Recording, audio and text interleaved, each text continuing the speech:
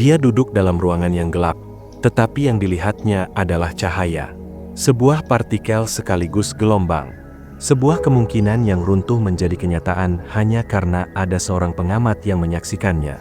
Ini adalah fisika kuantum, wilayah di mana realitas kehilangan kepastiannya dan berubah menjadi sebuah simfoni probabilitas. Lalu, bayangkan seorang pertapa di gua yang sunyi, ribuan tahun yang lalu. Matanya terpejam, pikirannya menyelam ke dalam. Apa yang dia temukan? Bahwa dunia yang kita anggap padat hanyalah ilusi, maya. Bahwa sang pengamat, kesadarannya sendiri, adalah satu-satunya hal yang nyata, dan segalanya lahir dari kekosongan yang penuh potensi, sunyata. Dua pencarian, dua bahasa yang berbeda. Satu dari mikroskop dan persamaan matematika, yang lain dari meditasi dan wahyu. Namun, keduanya tiba pada sebuah pertanyaan yang sama, sebuah paradoks yang menggetarkan jiwa. Apakah kita, sang pengamat, sedang menciptakan realitas hanya dengan menyaksikannya? Mengapa sains paling mutakhir mulai terdengar seperti kidung spiritualitas paling kuno? Namun, untuk memahami betapa radikalnya pertemuan ini, kita harus mundur. Mundur ke saat dua sungai pemikiran ini terpisah sangat jauh. Di satu sisi, ada tradisi Timur kuno yang memandang realitas sebagai jaringan ilusi. Ribuan tahun sebelum komputer atau teleskop ada, para resi dalam Upanishad telah menyatakan, Aham Brahmasmi, aku adalah Brahman, sang keberadaan mutlak. Mereka memahami bahwa benda-benda padat yang kita pegang hanyalah getaran energi yang padat, bahwa pemisahan antara diri dan alam semesta adalah sebuah kebohongan indera. Buddha Gautama, di bawah pohon Bodhi, sampai pada pencerahan yang serupa, tidak ada inti diri yang tetap, semuanya saling terhubung dan kosong dari eksistensi mandiri. Realitas adalah arus yang terus berubah, dan penderitaan lahir ketika kita mencoba mencengkeram bayangan di dalam arus tersebut. Sementara itu, di panggung Eropa, seorang filsuf meletakkan batu fondasi bagi cara pandang barat yang akan mendominasi sains selama berabad-abad, Francis Bacon. Dalam bukunya Novum Organum, Bacon dengan gigih memperjuangkan metode empiris, bahwa pengetahuan sejati hanya datang dari observasi dan eksperimen yang ketat terhadap alam. Namun, di balik metode yang brilian ini, terselip sebuah agenda yang lebih dalam. Pengetahuan adalah kekuasaan. Alam dilihat sebagai sesuatu yang harus diinterogasi, disiksa, hingga mengeluarkan rahasianya. Dalam pandangan dunia ini, sang ilmuwan berdiri di luar alam, sebagai penguasa yang objektif dan terpisah, yang bertugas menaklukkan dan mendominasi realitas material. Inilah warisan yang memisahkan subjek dan objek dengan tajam, sebuah pemisahan yang suatu hari nanti akan digoyahkan oleh penemuan dari dunia yang sangat kecil, di mana pengamat dan yang diamati ternyata tak terpisahkan. Dua peta realitas ini, yang satu cair dan spiritual, yang lain bercorak penaklukan dan objektifikasi, berdampingan selama berabad-abad, seringkali saling memandang dengan curiga. Namun, konflik yang sesungguhnya baru meletus ketika sains, dengan alatnya sendiri, mulai menggali fondasi alam semesta dan justru menemukan kekosongan. Awal abad ke-20 menjadi saksi keruntuhan ideal Baconian tentang pengamat yang terpisah dan objektif. Max Planck dan Albert Einstein, dengan terpaksa, memperkenalkan dunia pada gagasan yang ganjil. Energi tidak mengalir lancar, tetapi dalam paket-paket diskrit yang disebut kuanta. Inilah awal dari gempa besar. Lalu datang Niels Bohr, Werner Heisenberg, dan para perintis mekanika kuantum. Melalui eksperimen pikiran dan persamaan yang elegan, mereka mengungkap sebuah realitas yang secara fundamental asing bagi akal sehat kita. Prinsip ketidakpastian Heisenberg menyatakan bahwa kita tidak dapat mengetahui secara bersamaan posisi dan momentum pasti sebuah partikel. Semakin erat kita mencengkeram satu properti yang lain justru menguap dari genggaman. Ini bukanlah keterbatasan alat ukur kita. Ini adalah sifat dasar dari realitas itu sendiri. Partikel tidak memiliki posisi dan momentum yang pasti sampai ia diukur. Disinilah benturan itu terjadi, dengan kekuatan yang mengguncang. Ilmu pengetahuan, yang dibangun di atas ideal pengamat yang berdiri di luar alam untuk menginterogasinya, tiba-tiba menemukan bahwa sang pengamat, tindakan pengamatan itu sendiri, tidak dapat dipisahkan dari sistem yang diamati. Tindakan, melihat, secara aktif mengganggu, mengubah, dan bahkan memaksa realitas untuk memilih satu keadaan dari banyak kemungkinan. Dunia yang hendak ditaklukkan itu justru merespons balik sang penakluk dengan cara yang tak terduga. Kesadaran manusia muncul sebagai faktor yang tidak terduga dalam persamaan kosmis. mengubah hubungan kita dengan realitas dari seorang hakim yang berkuasa menjadi seorang partisipan yang terlibat erat. Konsep ini bukan hanya abstraksi filosofis. Ia memiliki konsekuensi yang secara harfiah membuat para ilmuwan terbesar zaman itu merasa tidak nyaman. Albert Einstein, yang dengan gigih memegang teguh realitas yang independen, dengan terkenal membantah implikasi acak dari kuantum dengan menyatakan, Tuhan tidak bermain dadu dengan alam semesta. Kepada ini, Niels Bohr membalas dengan sama terkenalnya. Einstein berhenti mengatakan pada Tuhan apa yang harus dia lakukan.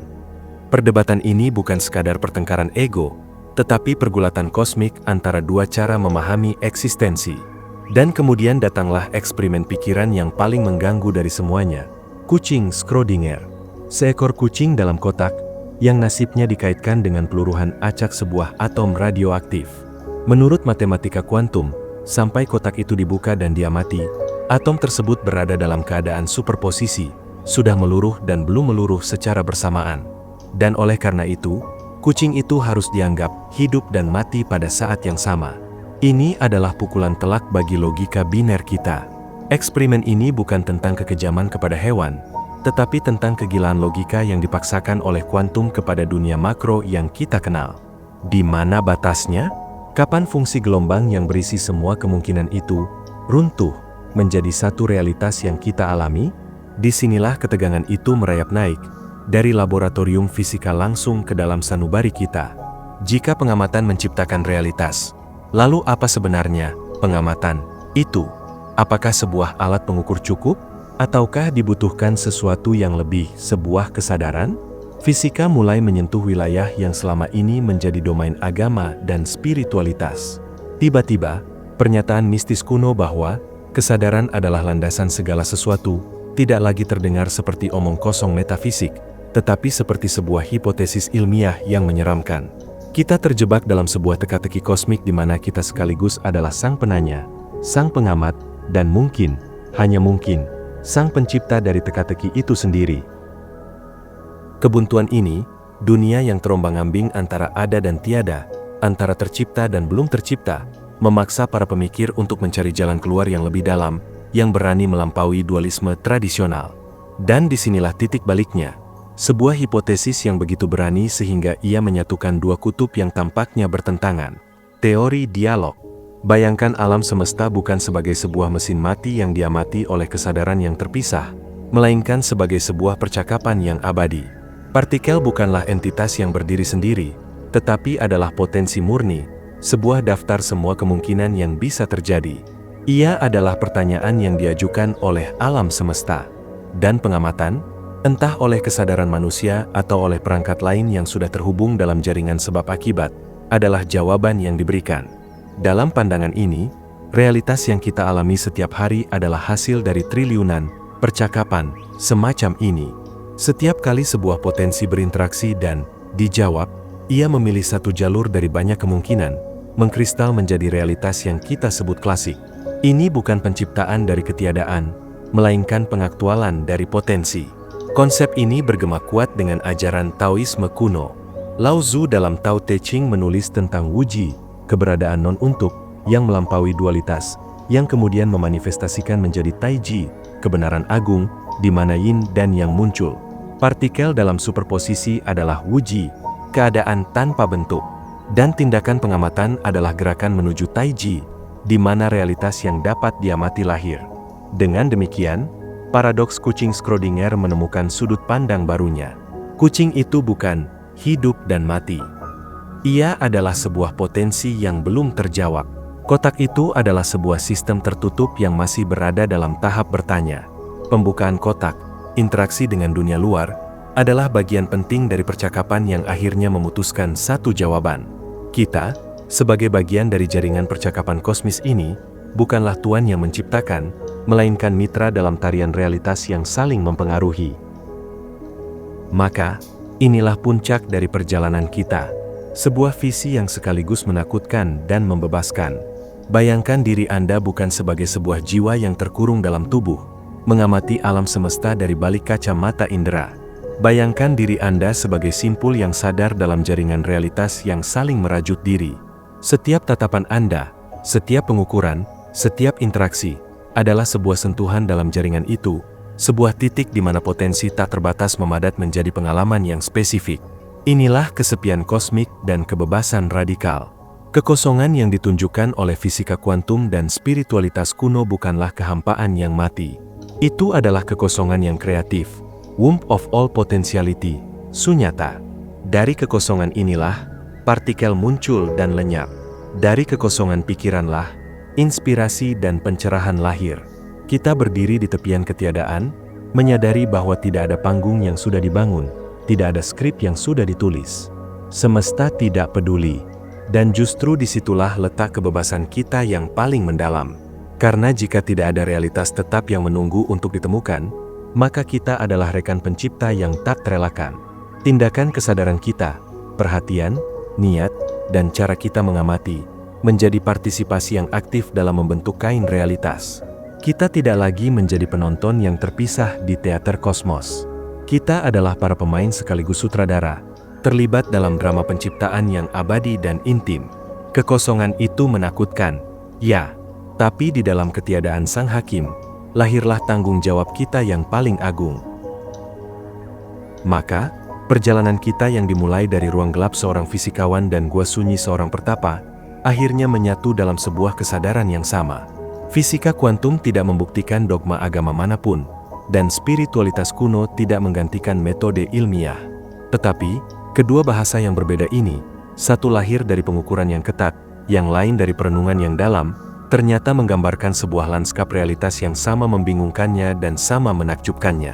Mereka bersama-sama mengisyaratkan bahwa inti dari segala sesuatu bukanlah materi yang padat, melainkan jaringan hubungan yang dinamis. Sebuah permainan abadi antara potensi dan manifestasi, antara ketiadaan dan bentuk, antara pertanyaan dan jawaban. Kita tidak pernah benar-benar terpisah dari alam semesta yang kita amati. Kita adalah bagian dari tariannya yang tak terhindarkan. Jadi, warisan dari pertemuan yang luar biasa ini bukanlah sebuah jawaban final, melainkan sebuah undangan. Sebuah undangan untuk hidup dengan cara yang lebih sadar, lebih bertanggung jawab, dan mungkin lebih puitis.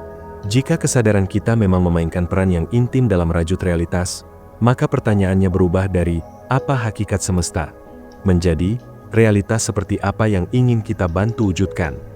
Dalam kekosongan kuantum yang penuh potensi, di tengah sunyi spiritual yang agung, tersedia ruang bagi kita untuk menulis makna.